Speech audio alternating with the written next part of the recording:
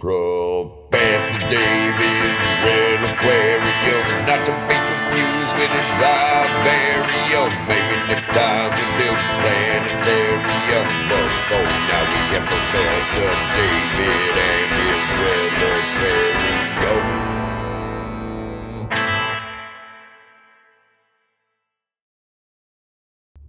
Greetings and salutations. It is I, Professor David. Welcome back to my Reliquarium. Today is the day you've been anxiously awaiting. So take a seat and let us dust off a tome and begin a story. Amazing things stories. They can take us anywhere. You can be a swashbuckling pirate journeying across the sea, or a mad scientist conducting unhinged and crazy experiments in a laboratory. But today, we will be reading The Littlest Lovecraft Presents The Call of Cthulhu by Rex and Eyona. But beware and forewarned, it is a tale of cosmic horror and misery, not for the faint of heart.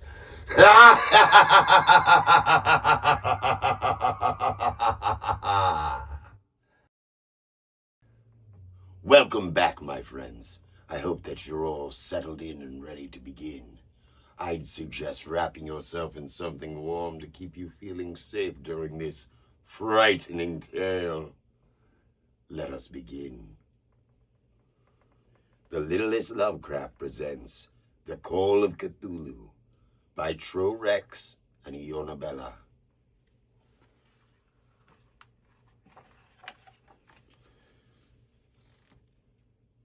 From the papers of the late Francis Wayland Thurston of Boston. The most merciful thing in the world, I think, is that mere mortal minds just cannot comprehend. We were not meant to fathom the vastness of time, or the reach of the cosmos, or things without end. While some may have guessed at this terrible breath, just the knowledge of strange eons did this to me. Dark visions of horrors were burned in my brain. In the end, there are things you can never unsee. I learned of these first when my great-uncle died. Professor Angel left his things all to me. I started through these till a box caught my eye. It was locked, but I found and soon twisted the key. Within the locked box were a number of vials, along with an uncanny clay-based relief. Upon it was sculpted a strange sort of beast, with peculiar hieroglyphics down underneath. The papers, as well, were a curious bunch. The Cthulhu cult, the manuscript said. Cultists and secrets and madness abounded within the two stories I picked up and read. On the first day of March of 1925, a sculptor named Henry A. Wilcox stopped by.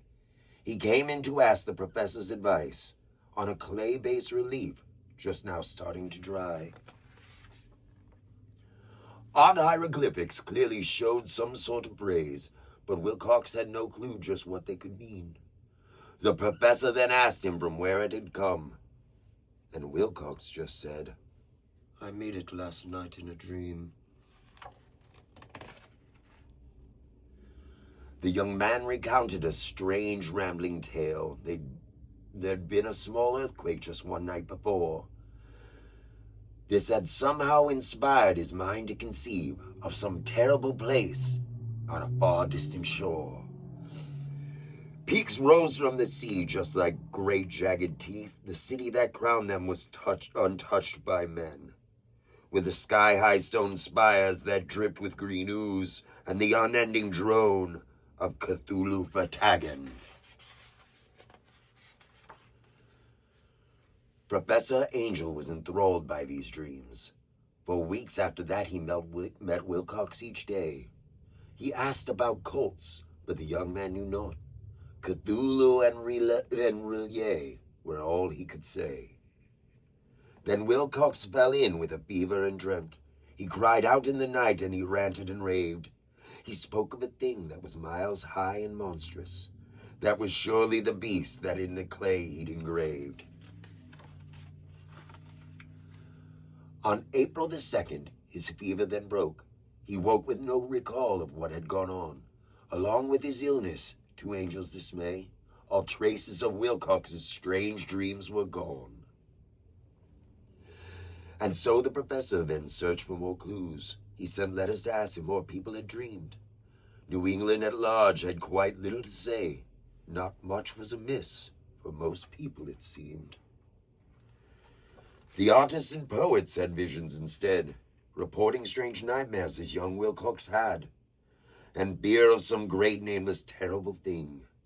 One man even died, having gone raving mad. Along with the writings, I found other clips from journals and tabloids from all the world through, about voodoo and beasts and mysterious cults. I suspected young Wilcox had read these things too. In the very next paper that followed, I found, what one time before the professor had seen, this terrible thing in those ominous names, Cthulhu Reliquarium. What did they both mean?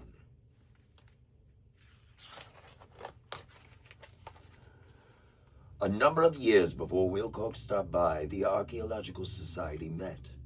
Professor Angel had attended the meet. It was there he first saw what he'd never forget. Inspector Legrasse brought a strange statue in. He had come up to learn of the odd idol's past. It was found in the swamps south of old New Orleans, when police had dispersed some dark cult's dreadful mass. The scholars all gathered in close for a look. They passed round the statue from one to the next. It was ancient and queer and exquisitely made, but they just shook their heads, all quite truly perplexed.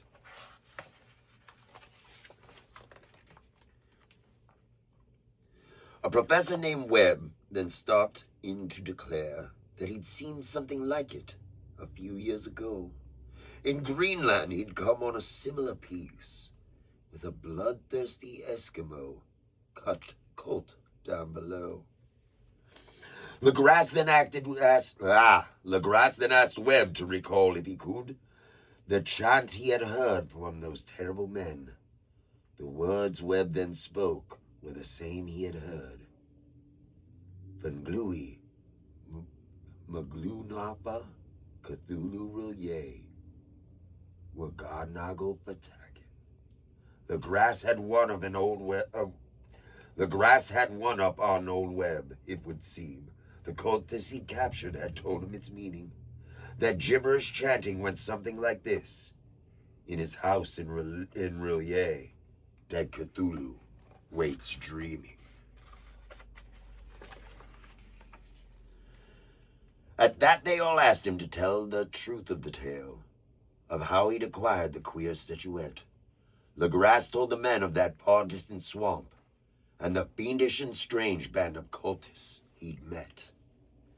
In New Orleans last year, the police got the call about women and children abducted at night, about things in the swamps and of dark voodoo cults, of screaming drums beating, and unholy fright. Inspector Legrasse and 19 of his men leapt into their cars just as fast as they could. They were armed to the teeth with a local to guide, and raced down to the road to the dark haunted wood. When the path grew too wild, they got out and walked through brush and bog till a sound spooked the men. They heard a loud chant over ominous drums. Fanglui, Maglunafa, Cthulhu Reliquarium, Waganago Fatagan. They came to a clearing and saw through the trees 100 men circling a great ring of fire, their voices and arms raised in bloodthirsty praise as they worshipped a statue atop a stone spire.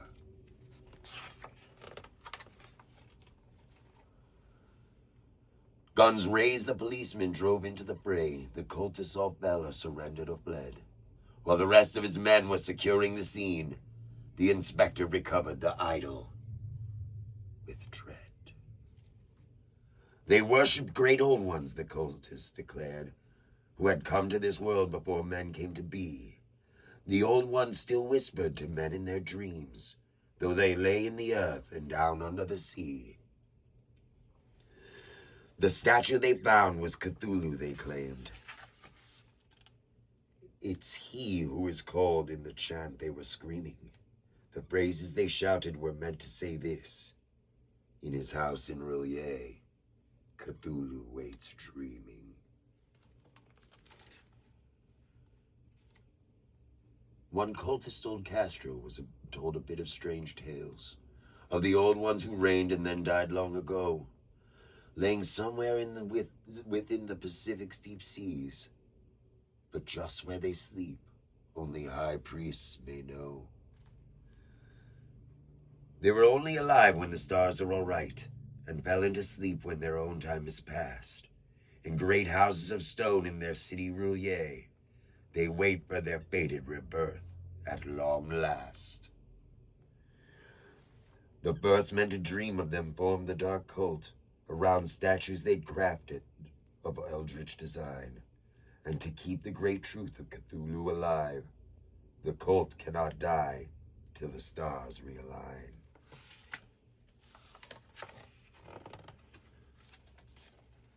Time passed and Reliquarium sank under the sea, drowning their links with the minds of their men. But the memories lived on, and so too does the cult. For someday Reliquarium will rise up again. The core of this cult was, old Castro proclaimed, concealed beneath the Arabian sands. In the ages-old city of pillars they kept the secrets they gathered from faraway lands. It is said that these secrets are hidden within the Necronomicon, whose pages decry that is not dead which can eternal lie, and with strange eons even death may die.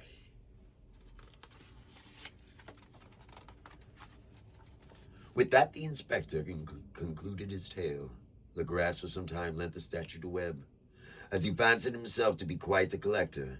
On Webb's death, it returned to the prison instead.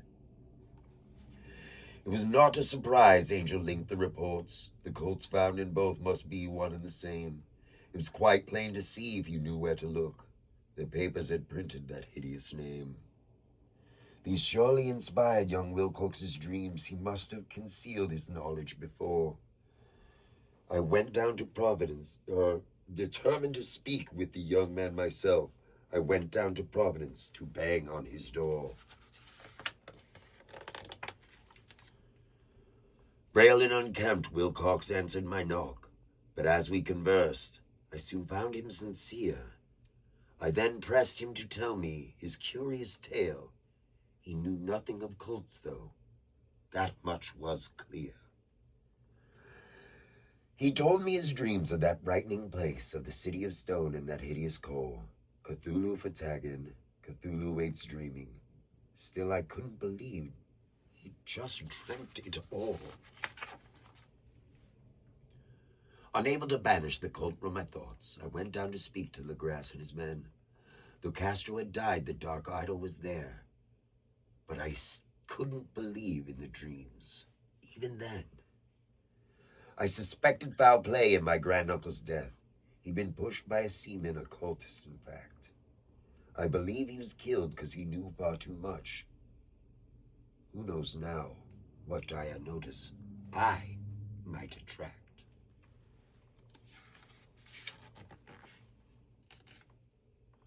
My quest for more answers had sadly gone cold when I noticed the Sydney News Bulletin spread.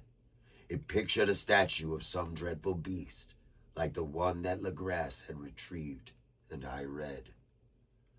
Mystery: 2 men recovered, 1 living, 1 dead, found drifting at sea on a derelict yacht. Survivor speaks little about baffling case, new inquiry sparked by odd idol now sought. Early in April 1925, a storm-damaged yacht, the Alert, had been spied. The crew of the Vigilant came to her aid, but just Gustav Johansen had somehow survived. The man in Norwegian then told how the yacht had scuttled the ship where he'd been second mate. In the flight that ensued, their men took the Alert, but later they met with some horrible fate.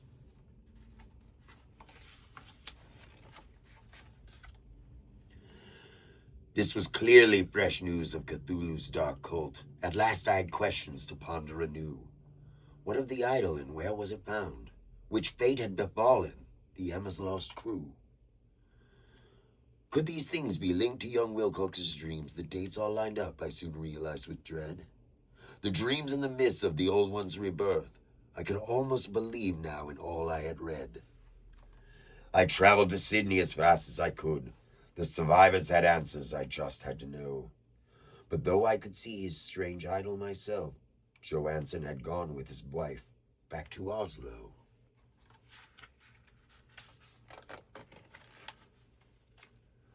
I left soon for Norway, his address in hand, but when I arrived, I found he had since passed. His widow at length gave his papers to me, so I read them with haste, seeking answers at last. It began with when the Emma was blown off her course and ended up lost in the deep South Pacific. They were set upon there by a yacht, the Alert. Her terrible crew was both strange and horrific. The Emma was hit and eventually sank. Her captain, first mate, and another were lost. But the rest of her crew somehow took the Alert. The battle was won, but at such a great cost. They spied off the bow rising up from the sea, a foreboding lone mountain Acropolis crowned. As they neared, they could see some queer statues on top, with massive stone blocks and sharp spikes all around. The Emma's crew moored and went down to the shore, to the mud-covered base of a spiraling stair. Non-Euclidean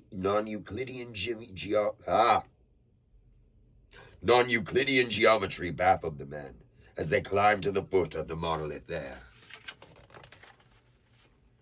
At the top of the stair they beheld a great door. As they opened the portal, and not one of them spoke. It swung wide with a flutter of wings and foul stench. Then deep in the dark, great Cthulhu awoke.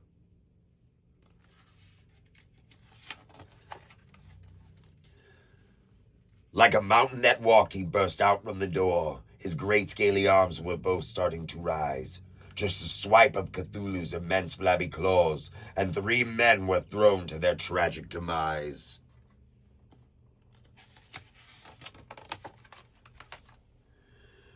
Two other men died just from right where they stood. One more fell, but Johansen and Bryden could flee. They raced to the shore and then made for the yacht, while Cthulhu flopped down from the stairs to the sea. As they reached the Alert, the men started her up, relieved that her engines were prepped from before. But Bryden looked back and then promptly went mad as Cthulhu pressed on through the waves past the shore.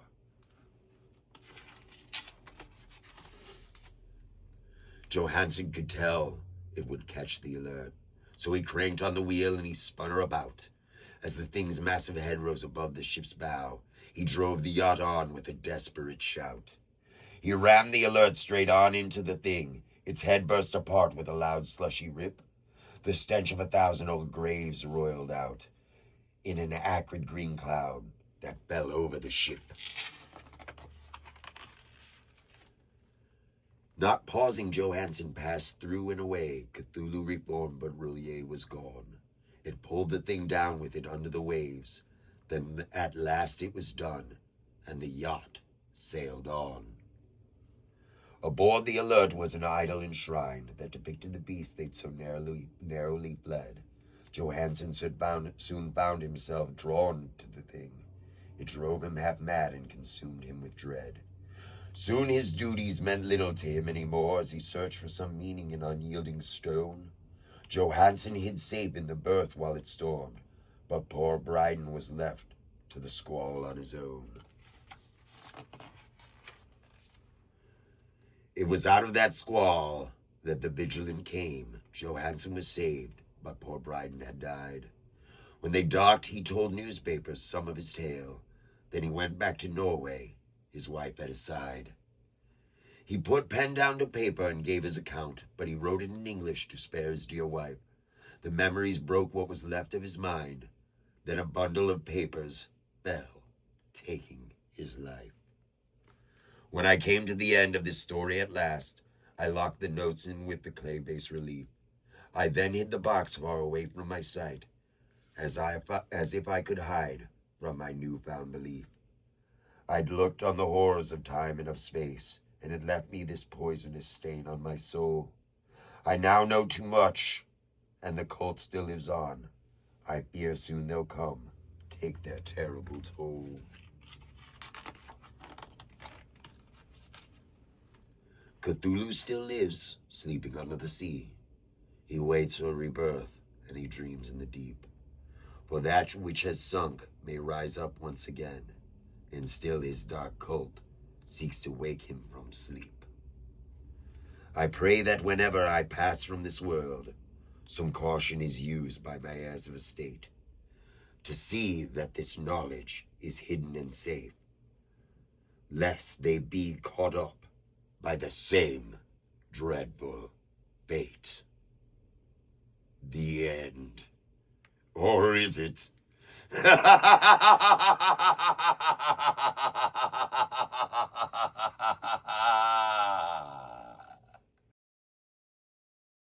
Well, nearest and dearest friends, it would appear that we are out of time for today, but worry not. Professor David will return soon with more fun facts, interesting interviews, and sensational stories. In the meantime, please do not forget to click the like and subscribe buttons, as well as smashing the bell. With these ingredients, we will be able to create quite powerful experiments indeed. Also, if you'd like to support the channel further, we can be found at Professor David's Reliquarium on Patreon.com. We thank you in advance for any contribution you make. Now, having said all this, please have a spectacular day. And remember, if you're going to create something astounding.